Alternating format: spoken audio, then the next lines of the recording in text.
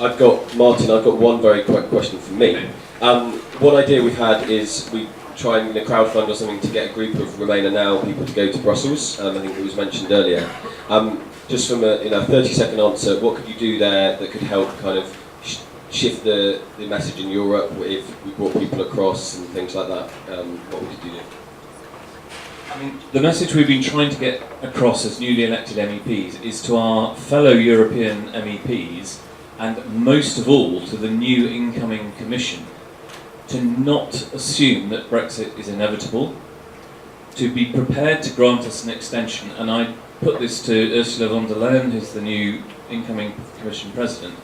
Even if it looks as though the British government and Parliament is completely dysfunctional and can't tell you very clearly what it wants, even in those circumstances, which now look increasingly likely, please do not sell those of us who are supporting Europe down the river. We need Europe's support as well.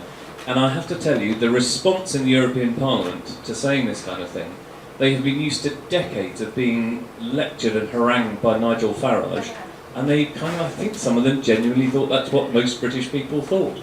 And it has been a massive and refreshing change to have a big party of LibDems and quite a few Greens saying completely the opposite, saying we don't want to turn our backs on Europe and we want your support. And it got, they were literally, when I did my first little speech on this that went around the internet a bit, I had people coming up from other countries and other delegations in the European Parliament wanting selfies with us. It was extraordinary. And we keep getting standing ovations in the Parliament, and the message has got through to the incoming Commission as well. And Ursula von der Leyen, when she did her speech accepting the post, clearly accepted the principle of an extension. They're still using this caveat about if a good reason is provided, but I think there is the clear message has got through that opinion is shifting in the UK, and that they mustn't preemptively let us just crash out almost by accident, because we've got a government clinging on to power despite having lost its majority and having no mandate for what it's doing. So we will try and do our part in the European Parliament, but we need the campaign and the message to get through here, and we need to bring people across and persuade people, and that's what RemainerNow is all about. It's about the right and the ability to change your mind. And I've been talking about washing machines outside because of the right to change your mind with the media, and saying, if you've got the right to change your mind on something as trivial as a washing machine, surely on the future of our children and our country, you have the right to change your mind as well.